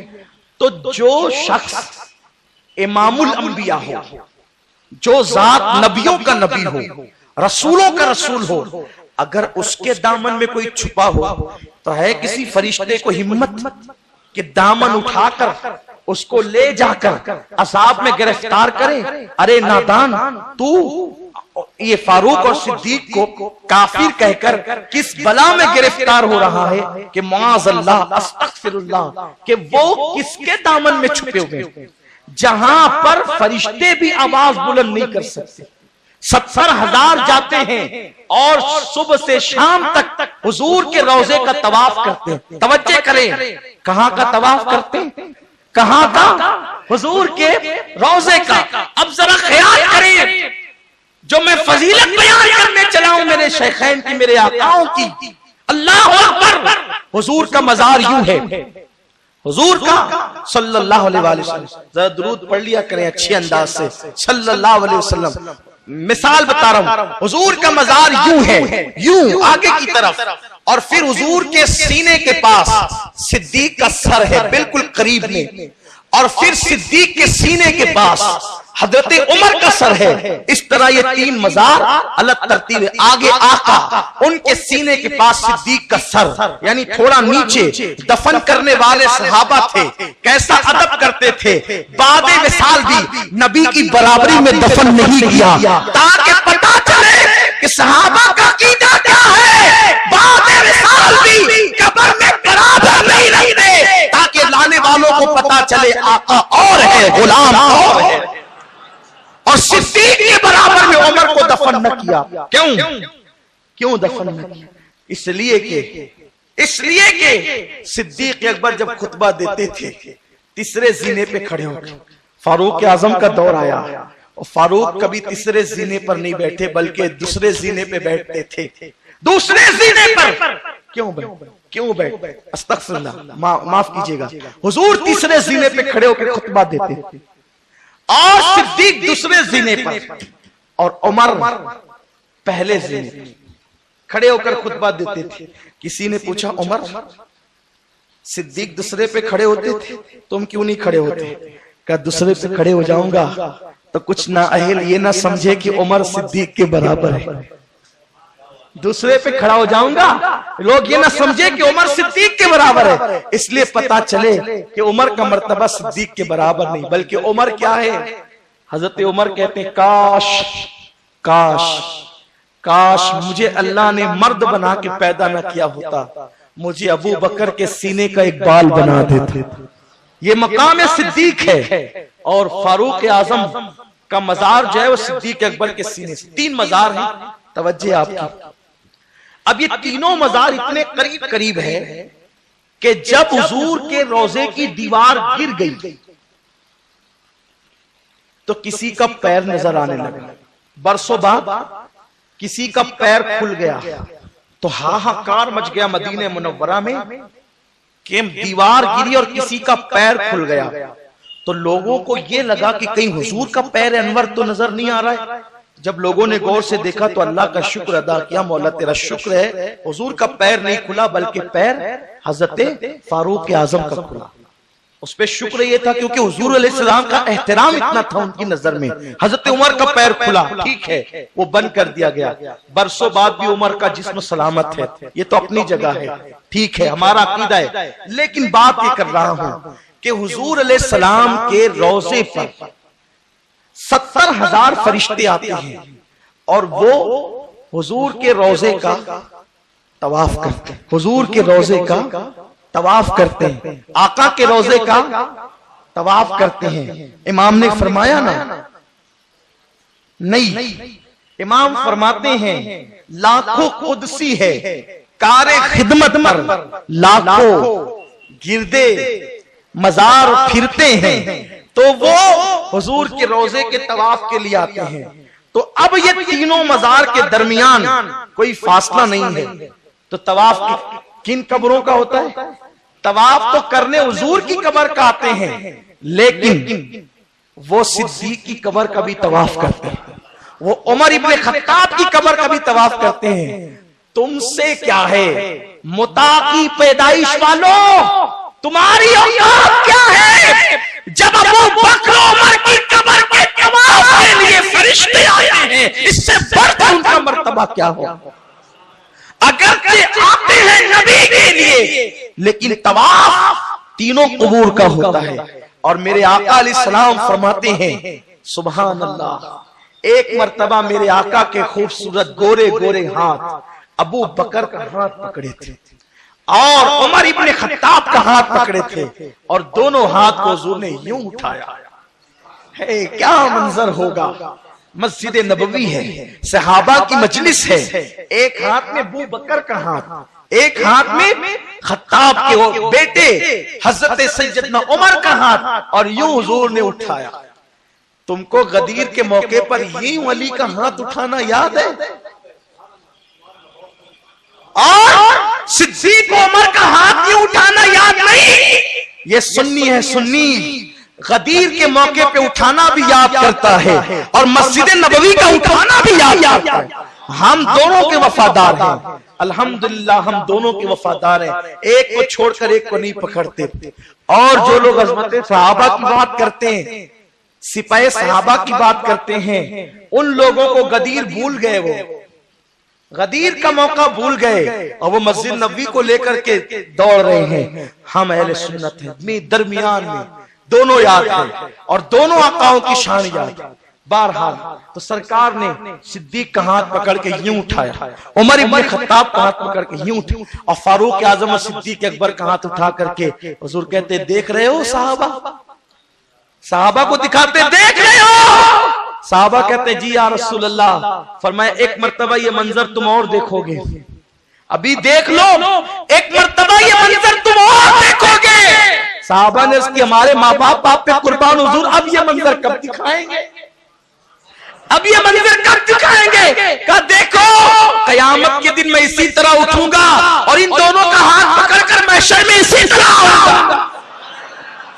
یہ ہے میرے آقاؤں کی شان۔ تو ہم الحمدللہ غلامان اہل بیت، غلامان صحابہ ہیں۔ گفتگو ختم کرتے کرتے آئیے سیدنا فاروق اعظم رضی اللہ تعالیٰ عنہ کی کیا شان ہے۔ اتنا بڑا عاشق رسول کہ ساری زندگی دعا کرتے رہے اللہم ارزقنی شہادتی فی سبیلک وجعل موتی فی بلد رسولک۔ اللہ اپنی راہ میں مجھے شہادت دے اور حضور کے شہر میں مجھے موت عطا فرما۔ لوگ کہتے ہیں کیا مدینہ مدینہ مدینہ لگائے رہتے ہو، مکہ بھی تو کچھ ہے۔ عمر کو نہیں معلوم تھا مکہ بھی کچھ ہے؟ ارے تیرا تو وطن نہیں، عمر کا تو وطن تھا۔ لیکن جناب عمر ابن خطاب کیا کہہ رہے ہیں؟ اللہ مجھے تیری راہ میں شہادت دے۔ ارے شہید ہو گیا تو ہی منزل پا گیا نا، شہید کا پہلا قطرہ زمین پہ گرتا ہے تو کیا ہوتا ہے؟ خدا کا دیدار ہوتا ہے۔ لیکن شہید ہونا چاہتے ہیں اور کہاں ہونا چاہتے ہیں؟ بلد رسولک، اللہ تیرے نبی کے شہر میں شہادت پانا چاہتا ہوں۔ اور اللہ نے یہ دعا قبول فرمائی۔ سیدنا فاروق اعظم کی اور شہر رسول میں پتا چلا شہر رسول میں مرنا بہت اہم تھا، تبھی تو دعا کی. اسی لیے ہم لوگ بھی دعا کرتے ہیں اللہم ارزقنا شہادتن فی سبیلک وجعل موتنا فی بلاد رسولک. اللہ ہمیں شہادت کی موت دے اور تیرے محبوب کے شہر میں موت عطا فرما. کیونکہ آقا نے فرمایا ہو سکے تو مدینہ منورہ میں مرو، جو مدینے میں مرے گا میں اس کے ایمان کی گواہی دوں گا. حضور کہیں گے اللہ یہ مومن ہے، حضور گواہی دیں گے. تو فاروق اعظم کی انفرادیت یہ ہے کہ سب سے زیادہ فتوحات فاروق اعظم کے دور میں ہوئی. 22 لاکھ مربع میل پر حکومت ہو گئی اسلام کی، اور کیسر و کسریٰ کے تاجدار پاش ہو گئے. اب آئیے اختتام کی طرف، آخری بات عرض کرتا ہوں اور بڑی پیاری بات ہے. فضیلت بیان کر رہے ہیں، انفرادیت بیان کر رہے ہیں سیدنا فاروق اعظم کی. سیدنا فاروق اعظم کے دور میں ایران کی سرزمین پر حملے کا حکم ہوا، اور اس وقت سلطنت ایران میں عراق بھی آتا تھا. عراق کوئی الگ سلطنت نہ تھی، عراق بھی آتا. اور ایران کا جو بادشاہ تھا جسے کسریٰ کہتے ہیں، کسریٰ اس کا لقب تھا. کسریٰ جیسے ہمارے یہاں کوئی بھی بندہ بیٹھے گا تخت پر ملک کے تو اس کو وزیر اعظم کہیں گے. وزیر اعظم کوئی نام نہیں ہے. اسی طرح کوئی ملک کا صدر ہوگا تو اس کو نام کچھ بھی ہو صدر جمہوریہ کہے گے، ہے نا. تو ایسے ہی کوئی بادشاہ بنے اس کو ایران کے بادشاہ کو کسریٰ کہتے ہیں، اور روم یعنی شام کے بادشاہ کو قیصر کہتے تھے. ٹھیک. اور مصر کے بادشاہ کو کوئی بادشاہ بنے فرعون کہا جاتا تھا. فرعون کوئی نام نہیں ہے بلکہ فرعون ملک کے بادشاہ کا لقب ہے. لوگ فرعون کو بھی نام سمجھتے ہیں. بہرحال ایک معلومات کے لیے عرض کر دیا، ورنہ میرا عنوان وہ نہیں ہے. تو جب ایران پر حکومت ہوئی اور مدائن فتح کرنے کے لیے جب صحابہ کو فاروق اعظم نے رخصت کیا، جاؤ مدائن فتح کرو، تو مدائن کا جو بادشاہ تھا وہ دریائے دجلہ بہت بڑی دریا ہے، اور اس دریا کی خصوصیت یہ ہے کہ وہ دریا عرش سے بہتا ہے. حدیث پاک میں ہے وہ دریا عرش سے بہتا ہے. ایک بات. دوسری بات یہ ہے کہ اس دریا کی خصوصیت یہ ہے کہ وہ کروٹ بدلتا ہے. دریائے دجلہ سالوں میں کروٹ بدلتا ہے، کبھی ادھر کروٹ بدلتا ہے کبھی ادھر. تو بلکہ حضرت امام محمد کا غالباً جو مزار ہے وہ دریائے دجلہ کے قریب ہے. تو جب دریا ادھر کروٹ بدلتا ہے تو ان کا مزار دریا میں ڈوب جاتا ہے، اور جب ادھر کروٹ بدلتا ہے تو مزار نظر آنے لگتا ہے. تو لوگ پہچان لیتے ہیں کہ اس سال دریا نے ادھر کروٹ بدلا یا ادھر کروٹ. کتنا بڑا وہ دریا ہے، اور اس کے اندر جو پانی بہتا تھا آج سے تقریباً 1300 سال پہلے کی بات کر رہا ہوں. اب تو اس کو کاٹ کر کے بہت شارٹ کر دیا گیا ہے. بہت بڑا دریا تھا دریائے دجلہ جس کو کہتے ہیں. اللہ اکبر. تو دریائے دجلہ کے اس پار مدائن کا بادشاہ تخت پر بیٹھتا تھا. اب حضرت خالد ابن ولید رضی اللہ تعالی عنہ اور حضرت سیدنا سعد ابن ابی وقاص اور دیگر صحابہ رضوان اللہ تعالی علیہ مجمعین یہ سب لشکر لے کر کے آئے. اور جب لشکر لے کر کے یہ حضرات آئے تو اتنا بڑا دریا، اور سامنے گویا کہ وہ طوفانی موجیں مار رہا، اور جو پل تھا ادھر سے ادھر جانے کے لیے مدائن کے بادشاہ نے جب مسلمانوں کا لشکر دیکھا تو اپنی فوج سے کہا کہ دریائے دجلہ پر جو پل بنا ہوا ہے، برج بنا ہوا ہے، اس کو کاٹ دو، کشتیاں سب ادھر لے آؤ اور کنارے پہ لگا دو، تاکہ مسلمانوں کو پار ہونے کے لیے نہ کشتیاں ملے اور نہ پل ملے. اب نہ پل ہوگا نہ کشتیاں ہوگی تو مسلمان کیسے آئیں گے؟ اور اتنا طوفانی وہ دریا ہے کہ اگر اس میں گھوڑے ڈالے جائیں، گھوڑے بہہ جائیں، انسان چل کر آئیں، انسان بہہ جائیں، تو وہ آ تو نہیں سکتے، ہم یہاں بیٹھ کر ان کو منہ چڑھائیں گے۔ لیکن وہ تھے کون؟ وہ اللہ اکبر میرے حضور کے صحابہ تھے، میرے آقا کے صحابہ، سچے حضور کے جانثار، وفادار۔ اللہ اکبر، اللہ ان پر رحمتیں فرمائے، ان کو پوری امت کی طرف سے بہتر صلہ عطا فرمائے۔ یاد رکھنا، بار بار تم کو نصیحت کرتا ہوں، کسی جھوٹے کے من گھڑت اس سے سن کر کبھی کسی صحابی کی توہین مت کرنا۔ آقا نے فرمایا میرے بعد میرے صحابی کو برا مت کہنا، جس نے میرے صحابہ کو برا کہا اللہ اور سارے فرشتوں کی اس پہ لعنت ہوگی۔ جو صحابہ کو برا کہے گا اللہ نہ اس کا نفل قبول کرے گا نہ فرض قبول کرے گا، وہ لعنتی بن کر کے آخرت میں اٹھے گا۔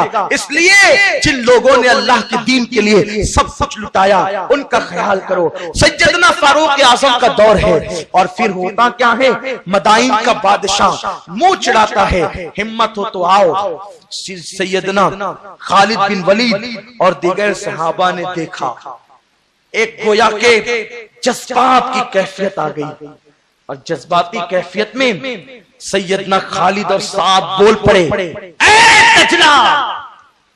کس سے خطاب کر رہے ہیں؟ دجلہ سے۔ غلامان محمد کی شان یہ ہے، غلامان رسالت کی شان یہ ہے۔ صحابہ کہتے ہیں دجلہ اگر تو اپنی مرضی سے بہ رہا ہے تو ہمیں تجھ سے کچھ کلام نہیں کرنا، اور اگر تو اللہ کے حکم سے بہ رہا ہے اور محمد الرسول اللہ کے صدقے میں بہ رہا ہے اور عمر کی خلافت حقہ کے صدقے میں بہ رہا ہے۔ دیکھو یہ صحابہ صرف اللہ کے قائل نہ تھے، وہ یہ کہتے تھے اللہ حق، لیکن رسول اللہ کے واسطے کے بغیر اللہ کو ماننا کام نہ آئے گا، اور پھر رسول اللہ تک پہنچنا ہے تو جو حضور کے جانشین ہیں ان کا بھی دامن پکڑنا ہوگا۔ تو صحابہ کو توحید نہیں پتا تھی؟ بولو صحابہ کا عقیدہ کیا تھا؟ عصمت صحابہ پڑھنے سے پہلے عصمت رسالت پڑھی جائے۔ صحابہ کہتے ہیں دریائے دجلہ اگر تو اللہ کے حکم سے جاری ہے اور ہمارے نبی کے صدقے میں جاری ہے، یعنی ان آقاؤں کا عقیدہ یہ تھا کہ جو کچھ ہے وہ سب حضور کے صدقے میں ہے۔ اور یہی تو سنیوں کا عقیدہ ہے، کیونکہ سنیوں کو عقیدہ انگریزوں کی میز سے 1857 کے بعد نہیں ملا، سنیوں کو عقیدہ صحابہ سے ملا۔ اسی لیے کہتے ہیں وہ اگر تو اللہ کے حکم سے بہ رہا ہے اور رسول اللہ کے صدقے میں بہ رہا ہے اور عمر کی خلافت کے واسطے سے صدقے میں بہ رہا ہے، تو ہم تجھے کہتے ہیں عمر کے بھیجے ہوئے ہیں، ہمیں راستہ دے۔ وہ شباب پر جو پانی تھا وہ نیچے چلا آیا۔ عمر کی خلافت اتنی حق ہے کہ دریا بھی جس خلافت کا قائل ہے اگر چھیلی ہوئی ہوتی تو ایسا ہوتا۔ اور یہ تاریخ ہے اسلام کی، دریا نیچے آ گیا، سمٹ گیا، نیچے آ گیا۔ حضرت خالد نے کہا ڈالو گھوڑے چلو، لوگوں نے کہا کہاں؟ تو خالد کہتے ہیں دریا میں۔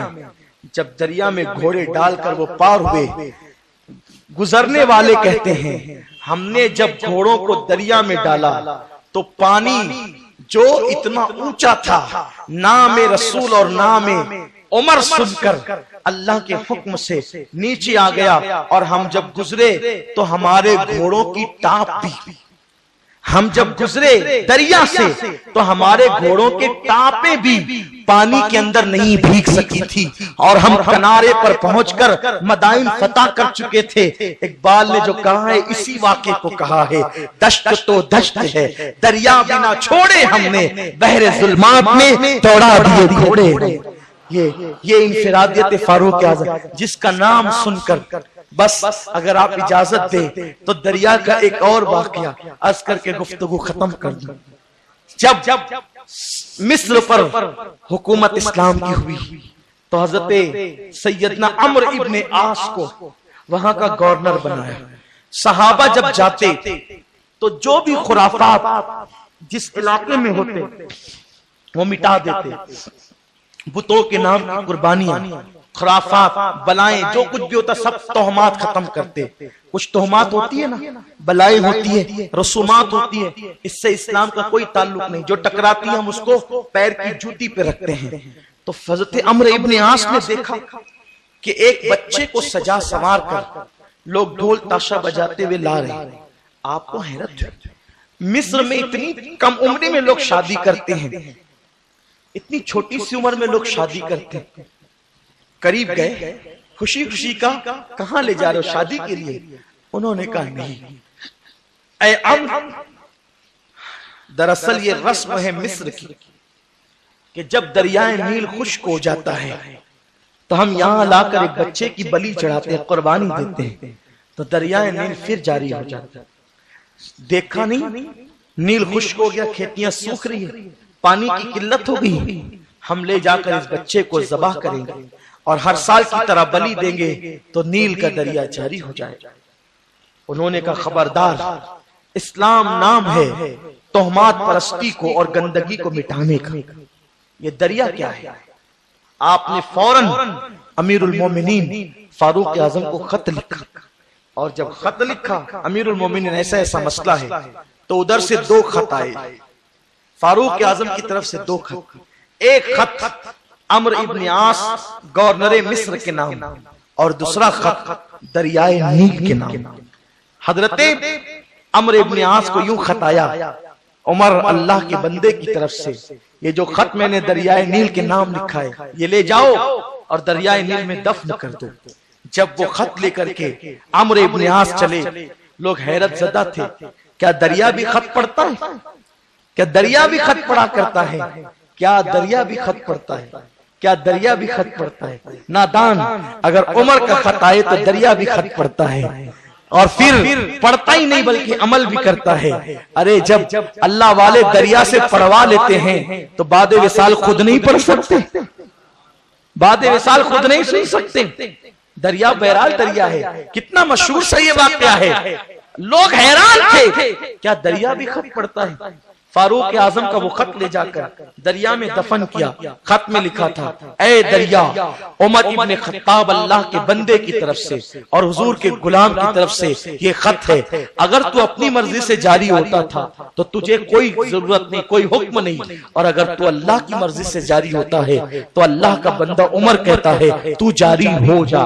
جیسے ہی وہ خط اندر دفن کیا گیا، دریا کے اندر سے پانی نکلنا شروع ہوا، اور دیکھتے ہی دیکھتے دریا لبریز ہو گیا۔ آج تک کی تاریخ ہے، اب تک کے دریائے نیل کبھی نہیں سوکھا۔ یہ حضرت عمر کے خط کی برکتیں ہیں، جب ان کے گدا بھر دیتے ہیں شاہان زمانہ کی جھولی، محتاج کا جب یہ عالم ہے مختار کا عالم کیا ہوگا۔ پھر وہ ایک وقت وہ آیا، امیر المومنین سیدنا فاروق اعظم نے 10 سال کچھ مہینے خلافت کے فرائض انجام دیے، اور ایک دن ابو لولو جس کا نام فیروز تھا، اسی لیے ہم سنی اپنے بچوں کا نام، لڑکوں کا نام فیروز نہیں رکھتے، یہ قاتل عمر ہے، یہ ایک جو بدبخت مجوسی تھا، اور یہ جناب مغیرہ کا غلام تھا، یہ تو اس کو چکی بنانا آتی تھی۔ تو فاروق اعظم سے کسی معاملے میں اس نے شکایت کی، آپ نے عدل کے طور پر فیصلہ اس کے آقا کے حق میں دیا، تو یہ اندر ہی اندر جل رہا تھا اور یہ حسد کی آگ میں تپ رہا تھا۔ فاروق اعظم اس واقعے کو نظر انداز کر چکے تھے، اس لیے کہ کون اندر سے کیا ہے کسے پتا۔ بہرحال حضرت عمر نظر انداز کر رہے تھے، چکی بنانے کی بات آئی تو فاروق اعظم اس کے پاس گئے، کہا کہ ایک چکی بنا جو ہوا پہ چلتی ہو، تو اس بدبخت نے کہا میں ایسی چکی بناؤں گا کہ قیامت تک دنیا اس چکی کو یاد رکھے گی۔ آپ لوٹتے ہوئے کہتے ہیں اب لوگ اتنے بے باک ہو گئے کہ لوگ مجھے بھی قتل کی دھمکیاں دینے لگے، اور ایک دن آیا کہ سیدنا فاروق اعظم رضی اللہ تعالیٰ مسجد نبوی شریف کے اندر جو ہے وہ امامت کے لیے کھڑے ہوئے نماز پڑھانے کے لیے، تو سیدنا فاروق اعظم پر یہ فیروز نے جو ہے وہ حملہ کر دیا، اور اس بدبخت نے جو حملہ کیا ہے تو سیدنا فاروق اعظم جو ہے وہ زخمی ہو کر زمین پہ آ گئے، اور اس کے بعد ایک صاحب آگے بڑھے اور انہوں نے نماز مکمل کرائی۔ لوگ فاروق اعظم کو اٹھا کر لے گئے۔ فاروق اعظم نے پہلا سوال کیا، بتاؤ مجھے کس نے قتل کیا؟ توجہ فرمائے، کیا خیر خواہی مسلم ہے، کہتے ہیں مجھے کس نے قتل کیا؟ تو لوگوں نے کہا اس مجوسی فیروز نے۔ آپ نے فرمایا الحمدللہ۔ کہا قتل پر بھی الحمدللہ؟ کہا ہاں، مجھے کسی مسلمان نے شہید نہیں کیا، ایک کافر نے شہید کیا، یعنی میری وجہ سے قیامت کے دن کوئی مسلمان جہنم میں نہیں جائے گا، اس لیے میں اللہ کا شکر ادا کر رہا ہوں۔ پھر بات یہاں آئی کہ کیا کیا جائے۔ فاروق اعظم کی بڑی نازک حالت ہو گئی۔ ایک روایت کے مطابق 23 ذی الحجہ کو آپ زخمی ہوئے اور 26 کو شہید ہوئے۔ بعض روایت کے مطابق 26 کو زخمی ہوئے اور 28 کو آپ شہید ہوئے، یا یکم محرم کو شہید ہوئے۔ 3 اقوال ملتے ہیں۔ بہرحال تو ہم زیادہ تر اس پر اعتماد کرتے ہیں کہ آپ کی شہادت 26 ذی الحجہ کو ہے۔ بہرحال سیدنا فاروق اعظم رضی اللہ تعالیٰ نے اپنے بیٹے عبداللہ سے کہا، بیٹے جاؤ اور سیدہ عائشہ سے کہو کہ میں چاہتا ہوں، میری تمنا ہے کہ حضور کے قدموں میں مجھے دفن ہونے کے لیے 2 گز زمین مل جائے۔ سیدہ عائشہ نے روتے ہوئے کہا، یہ زمین تو میں نے اپنے آقا اور اپنے بابا کے پہلو میں اپنے لیے رکھا تھا، کیونکہ وہ حجرہ عائشہ ہے نا، ان کی ملکیت ہے وہ، تو میں نے اپنے لیے رکھا تھا، لیکن میں اپنی ذات پر جناب عمر کو ترجیح دیتی ہوں۔ ٹھیک ہے وہ دفن ہونا چاہیں تو شوق سے دفن ہو، میں اجازت دیتی ہوں۔ جب خوشی خوشی ان کے بیٹے آتے ہیں، بابا اجازت مل گئی حضور کے قدموں میں دفن ہونے کی۔ میں صرف تم سے ایک بات پوچھنا چاہتا ہوں، اور یہ بات تم اپنے دل پر لکھ لیجئے، میرے نوجوانوں نقش کر لو، وہ عمر جس کی نیکیاں آسمان کے تاروں کے برابر ہے، جس کی زبان پر حق جاری ہے، جس کی رائے کی تائید میں 22 آیتیں قرآن کی نازل ہوئی، جس کو خدا نے مراد مصطفیٰ قرار دیا، جس کے وقت میں فتوحات زیادہ سے زیادہ ہوئی، جس نے بیت المقدس پر اسلام کا پرچم لہرایا، لیکن اس عمر کو بیت المقدس فتح کرنے پر اعتماد نہیں، اس عمر کو اللہ اکبر قرآن جمع کروانے پر، اس عمل پر اعتماد نہیں کہ میں نے اتنا بڑا کارنامہ انجام دیا، مصر، شام اور عراق اور ایران کے وجود پر، اسلام کا پرچم گاڑنے پر ان کو اعتماد نہیں۔ کتنے بڑے بڑے اعمال ہیں عمر کے، بلکہ بدر کی جنگ میں شریک ہوئے، احد کی جنگ میں شریک ہوئے، خندق کی جنگ میں شریک ہوئے، خیبر کی جنگ میں شریک ہوئے۔ بدر والوں کے لیے تو اللہ نے یہ کہا، محبوب جو بدر کی جنگ میں آئے ہیں ان سے کہہ دے میں راضی ہو گیا، اب یہ جو کچھ بھی کریں گے کوئی مواخذہ نہیں ہوگا، میں ان کو جنت ہی عطا کروں گا۔ اللہ اکبر۔ لیکن اس عمر سے پوچھو، اتنے سارے کام کرنے کے بعد بھی وہ عمر اخیر میں چاہتے کیا ہے؟ قدم مصطفیٰ چاہتے ہیں، حضور کا قدم چاہتے ہیں، امت کو پیغام دے رہے ہیں۔ اگر دنیا کی بھلائی اور آخرت میں نجات چاہیے، حضور کا قدم ڈھونڈو، حضور کے قدم تلاش، نقش پائے یار ڈھونڈو، حضور کے قدم ناز کی طرف۔ فاروق اعظم کے پاس عبداللہ ابن عمر آئے، بابا اما عائشہ نے اجازت دے دی، اللہ کا شکر ادا کیا۔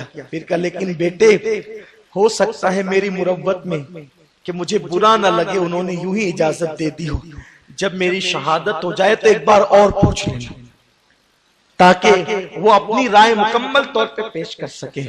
اور اس کے بعد پھر گفتگو ہونے لگی، آپ کے بعد خلیفہ کون ہوگا؟ تو کسی صاحب نے کہہ دیا حضرت عمر کی خوشی کے لیے کہ آپ اپنے بیٹے کو خلیفہ بنا دیں۔ غصے میں آ گئے، جلال میں تمہاری جنت چاہتا ہوں اور تم میری جہنم چاہتے ہو؟ جب رسول اللہ نے اپنے بعد کسی کو خلیفہ نہیں بنایا، اور ابو بکر نے اپنے خاندان میں سے کسی کو خلیفہ نہیں بنایا، تو کیا میں ابو بکر اور رسول پاک کی سنت چھوڑ دوں اور میں اپنے بیٹے کو؟ اور جو سخت جملہ کہا ہے، فرمایا جس کو طلاق دینا نہیں آتا میں اپنے بعد اس کو خلیفہ بناؤں گا۔ ہائے ہائے، اس سے پتہ چلا خلافت کی کرسی کتنی قیمتی۔ تب آپ نے فرمایا میں 6 لوگوں کو مقرر کرتا، میرے بعد عشرہ مبشرہ میں سے 6، جس میں سے مولا علی عثمان غنی کا نام بھی تھا، 6 لوگوں کو میں مقرر کرتا ہوں۔ ان 6 میں سے مسلمان جس کو چاہیں اپنا امیر بنا لیں، اور اس کے بعد سیدنا فاروق اعظم کی شہادت ہوئی۔ اللہ تعالیٰ ان پر رحمت فرمائے اور ان کے درجات بلند سے بلند تر فرمائے، اور ان کے صدقے اللہ ہم سب کو دین پہ استقامت دے اور صحابہ کے نقش قدم پر قائم رکھے۔ درمیان گفتگو اگر کوئی غلطی ہو گئی ہو، اللہ رب العزت معاف فرمائے اور ہمیں صحابہ کے فیض و برکات سے مالا مال فرمائے۔